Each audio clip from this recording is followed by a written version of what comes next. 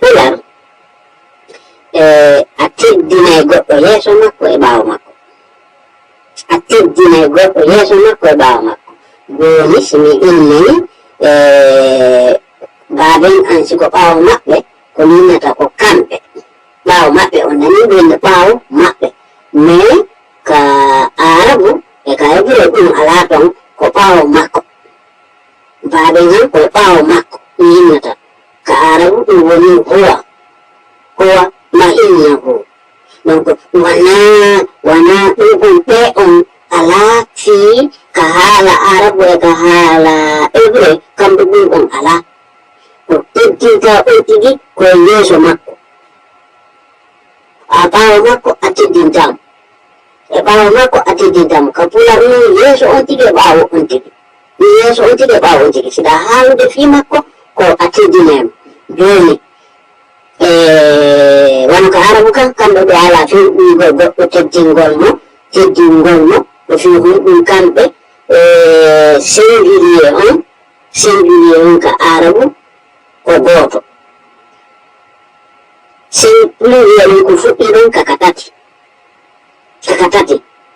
ko à partir de tati woni pluriel ɗi haalaji luttuɗi ɗin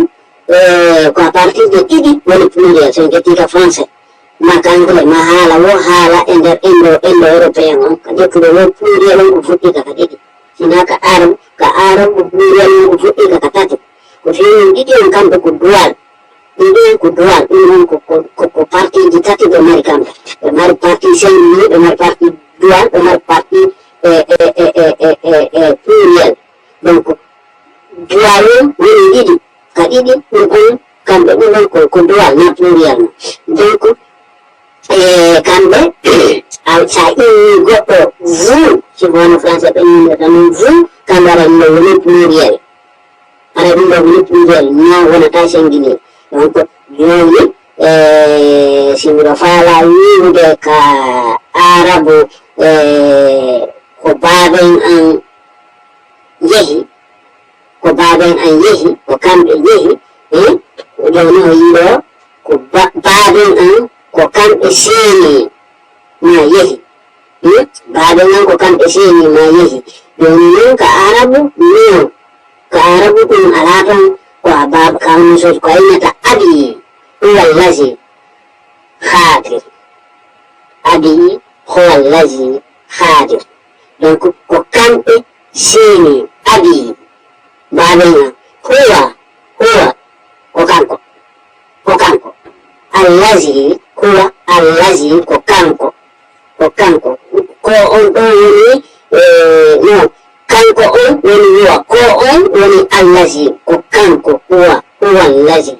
allazi hadir donc woni ko kanko woni ko kanko woni ko yehi pardon kanko yehi ko baaben an yehi so jetti fayti exemple goo leyɗo ɗo ko kamɓe addi ɗo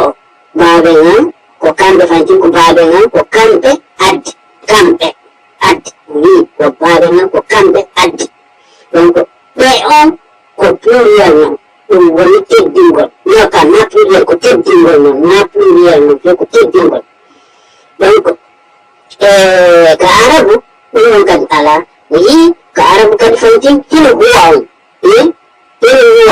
o wi ko kamɓe addi huwa allazi dara ha on woni el apostrophe on ɗo ha on wiyoton ɗo woni el apostrophe on la on kila apporté ko kamɓe addi dara ha donc joni fino famiɗon on ɗo kadi e hino huwa on fayti huwa on ko kanko huwa allazi ko kanko wona kamɓe oui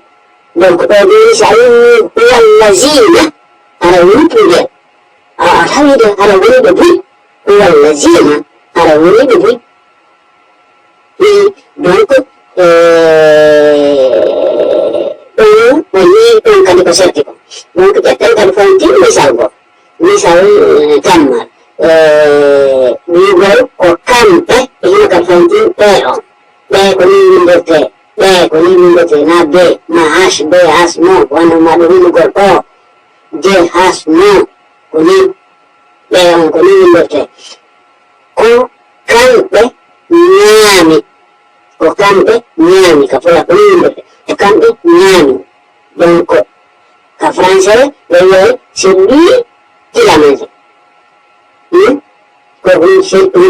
c'est lui qui l'a mangé donc ko kamɓe ñaami ɗum on donc on non e fin familam e ɗo kadi yiga français kadi ko lui kanko lui kanko ɗo ko ɓe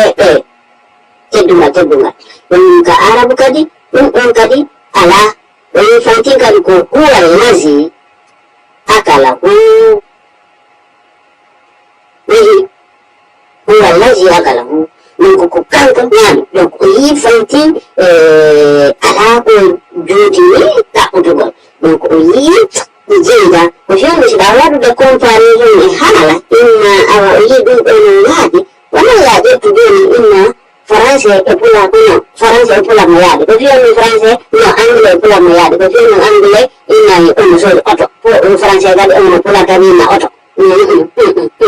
oto hari alano ɗum koye wadde woodi ɗum ko waɗede woodi donc no wawi koko waɗa ɗo ɗum no sinca kan haala ɗum sinca donc wonano ndaarite few noni ndaarite few ko hunde piiji wonniɗi ɗin ka ƴiye o wonno kon donc wono sifa wono ɗum ni o teddingol ɗo